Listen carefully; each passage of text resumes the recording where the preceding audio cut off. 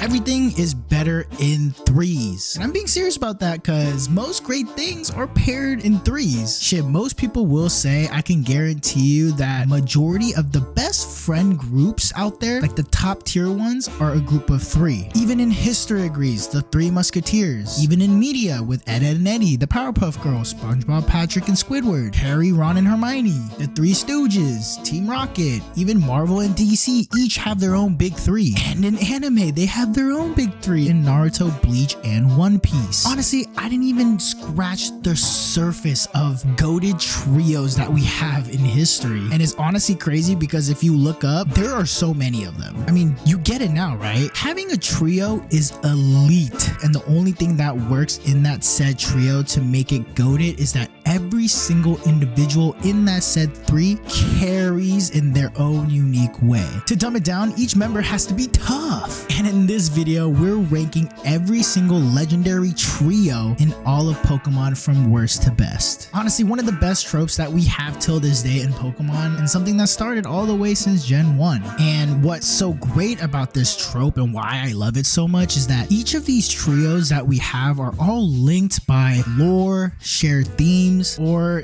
regional myths. And look, as much hate as Pokemon gets, sometimes well deserved, okay? Some of these tropes that they come up with are just so freaking awesome and just so sick. Like, it's just fucking beautiful. And that is basically what I am ranking on, is how interconnected these trios are with each other based on like the lore or like the regional lore within the game itself. And of course, if you know me, if you watched my previous videos, also looking into the designs as well and how just fucking peak they are. Most of these legendaries consist of the box art, meaning like the cover of each game, but also this list will include a lot of the sub-legendary trios, you know, the second groups within the games. So there is 13 official legendary trios that I am going to be covering for this video. And I also want to let you guys know that some of these trios have a fourth member or multiple members after the original three got announced, but we're not counting those today. We're just specifically counting the OG trio. Before we get into the list, make sure you guys like this video. If you guys enjoy this content, subscribe and hit that bell notification so you can be notified of any future videos. Also, join the Discord community. I want to get that growing so we could talk more when I'm not posting. Also, follow the Twitch and all my other socials. Links to everything is going to be in the description below. All right, coming in last place, this is very sad, but I have the Lake Guardians, Uxie, Mesprit, and Azelf. To be honest, I actually really like the lore behind these three because they represent knowledge, emotion, and willpower. And the lore for Pokemon, these three is what every living being has to have. Obviously, they have to have those three things. It's what makes the individual. And these guys are the ones that cause that. But design-wise, to me, it's just very you know? I'm not really a huge fan of the design itself. I think it kind of lacks in that department. And honestly, they all look the fucking same, except obviously they have their own unique colors or whatever. But yeah, this is honestly has to be the worst trio. Moving on to the number 12 spot, we have the Loyal 3, Munkidori, Okidogi, and Fezandipiti. Look, I don't even know if they have a fan base for these three because I know they're the latest legendary trios that we got in Pokemon, but to me, this legendary trio is very okay. And the reason why it's not last place is because honestly, I do like how each of them are very unique. They're all different creatures or based on different creatures. And honestly, I think what carries them is the lore it's based on. You know, it's based on this Japanese lore about Momotaro, which is honestly tough in itself, right? If you don't know the lore behind it, I recommend looking it up. But I think it's mainly the design wise that just lacks for me. I guess Fezandipiti and Okidogi are kind of cool, you can argue. I mean, I don't hate those two, but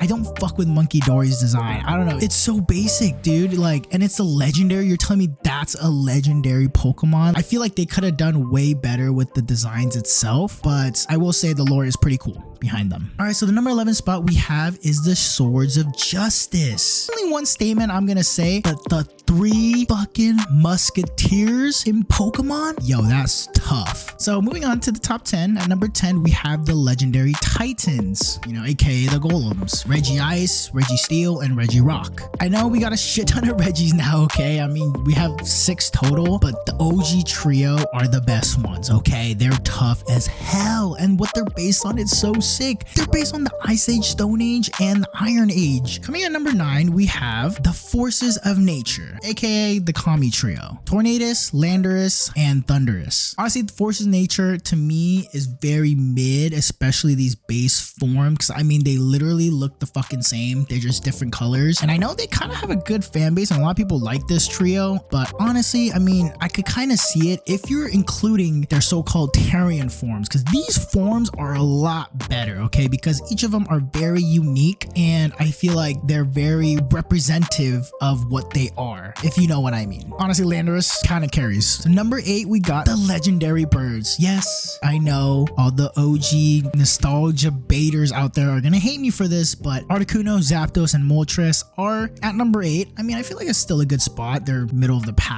but the first ever trio had to have my lovely birds here, right? But I feel like it's a perfect spot because obviously they pioneered this trope. They were the first ever legendary trio. But I will say the reason why I actually love this trio and why I put them at number 8 is because of their fucking names. I feel like most people already know this, but their names are literally 1, 2, 3 in Spanish. Articuno, Uno, Zapdos, Dos, Moltres, Tres. That is so fucking sick. And I didn't even know that until like a couple years ago when I was an adult. I did not know that when I was a kid. But yeah, no, honestly, the name in itself carries so hard because it intertwines all of them together. And the number 7 spot goes to the legendary beast, Suicune, Entei, and Raikou. Such a cult classic, especially if you're a fan of the, I think, 3rd movie where Entei was like the so-called villain, I guess, trapped Ash's mom doing the nasty.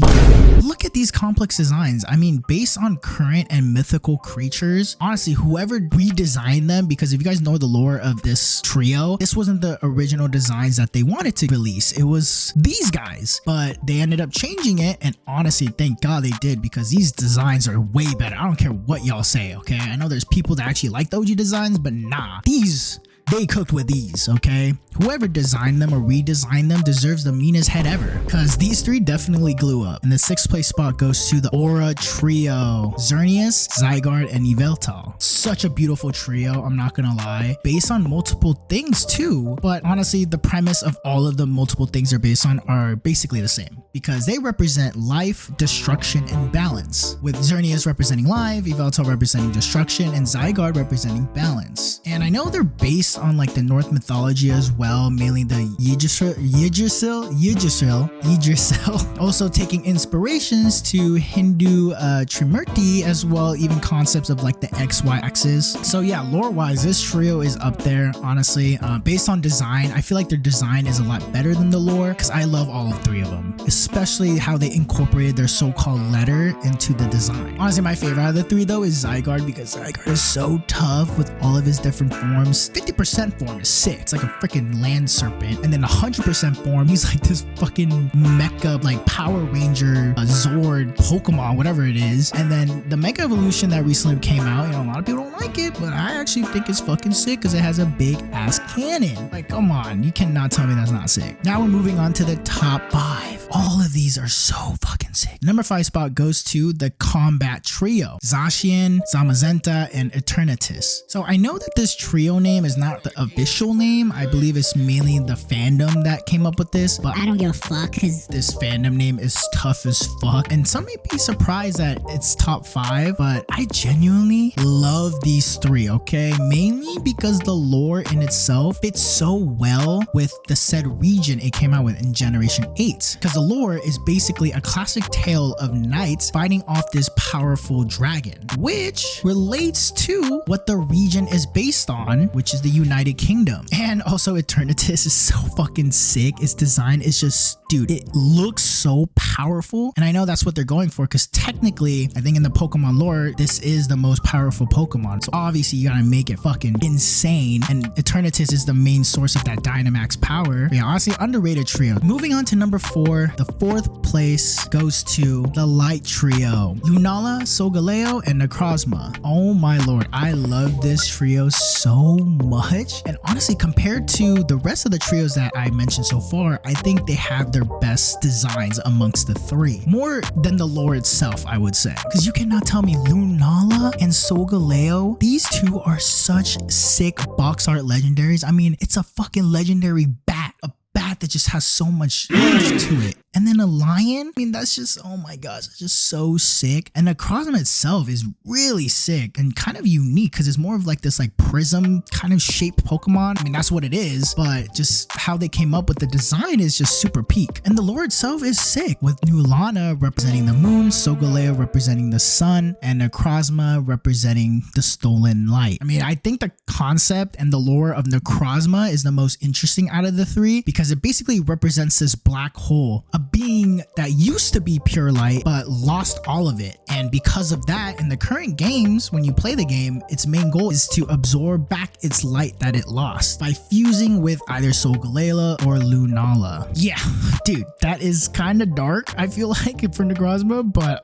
you see what I did there? But for me, the number 3 spot goes to the Tau Trio. Zekrom, Reshiram, and Kyurem. My lord, the Pokemon that represents yin and yang, and with Kyurem representing Wuji, you know, the state before duality. I mean, bro, the reason that this Tau Trio is so high is not only because the designs are sick, all 3 of them are fucking perfect, but the lore is actually insane behind them. There were once a single original dragon amongst the 3 that split due to their master's conflict, leaving Kyurem as this remnant, symbolizing the unresolved tension between truth and ideals. So now we're going to each one. So Reshiram first, obviously representing the yang side of things, you know, that represents the light, passion, truth, linked to the hero of truth. And then we have Zekrom, which represents yin, which is like darkness or idealism, and is linked to the hero of ideals. And then you have Kyurem, you know, Wuji embodies Wuji, which is this like incomplete essence of the original dragon waiting to be completed by truth or ideals. And this is the main reason why in the sequel games Kyurem wants to fuse with Zekrom or Reshiram.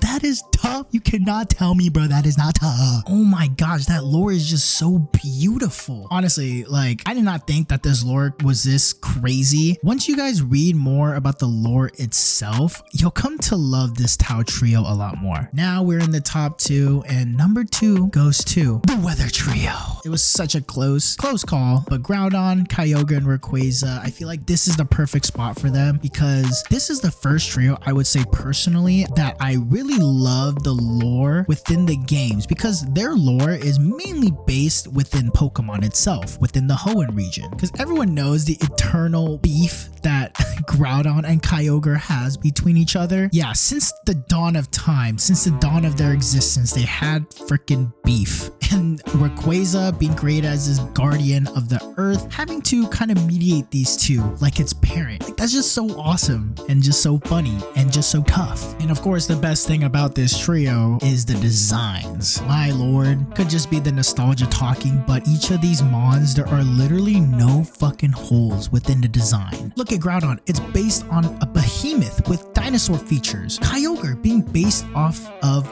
fucking Leviathan with a mix of an orca, and then this beautiful, goated, big, honestly just being based on a handful of things, a handful of inspirations like Ziz, the serpent god, and an East Asian dragon, while also being the color green. It's my favorite color, by the way. Yeah, Pokemon must have brought in all of their top dogs for this said region to come up with the design and the lore behind the Weather Trio because they absolutely fucking cooked. But surprisingly, there is one trio that actually surpasses the Weather Trio, and you guys might already know what it is. And the number 1 spot, the best legendary trio in all of Pokemon up until this point, is the Creation Trio. Yes, Palkia, Dialga, and Giratina. That's all I gotta say, okay? I mean, there's nothing really I can say about these 3 because they're literally fucking gods, okay? They're the first 3 created after Arceus, the god of the verse, and hands down, I don't know what Arceus was smoking, but it was smoking that good pack because it cooked with these 3. Obviously, Palkia, Dialga, and Giratina, they represent space, time, and antimatter, and without them, there's just no Pokemon universe. And honestly, the best thing I love about these 3 is the lore and how cohesive these 3 are amongst each other. And of course, there has to be, right? Because they're the essence, the beings that holds the whole Pokemon verse together. Without them, it's nothing. I mean, you need space, you need time, and you need antimatter in the verse. And that's why I just fucking love the creation trio. I didn't even talk about the design wise. My lord, Palkia and Dialga. Oh, it's just so beautiful. Okay, there's no fucking holes. And then Giratina, the beautiful Giratina. I mean, the two forms that it has is just so beautiful. I like the origin form better, obviously because of the slick mask that it has, which I think is sick. But Giratina, I would say out of the three is my favorite. But honestly, the creation trio and the weather trio, they're very neck and neck. I wouldn't even be mad if you say it was like a 1A, 1B kind of situation, because that's how beautiful those two trios are. But for me, I had to give a slight edge to the creation trio because the lore, the design, and the cohesiveness between the three, I feel like was the best out of all the legendary trios we have ever gotten. So that's basically my list. I hope you guys enjoyed it. And I know we're gonna have different opinions, so I just want to stress that this list is solely just on my opinion, not the right one, unless you think it is. But comment down below what you guys think the best legendary trio is. I'm very curious on what you guys think as well, but also comment down below what other ranking video you guys want me to do next, because there's so many different tropes in Pokemon that I have not even covered. So I want to make a ranking for all of them because all of these tropes deserves love. So make sure again to comment down below, like the video, subscribe if you haven't, hit that bell notification, also join the Discord community, follow the Twitch, and join all of the other socials. Again, links to everything is in the description below. Made it a lot easier for you guys. So hope you guys enjoy this video. You know, if there's any trios out there, any friend groups of 3, you're goated. Just remember that you guys are all goated. Okay, make sure everyone in the group is tough, because that's the only way the trio can last, right? No, I'm just playing. But you know, if you're a trio out there, hey, make sure you like the video. But I hope you guys enjoyed, and I'll see you guys next time. Peace.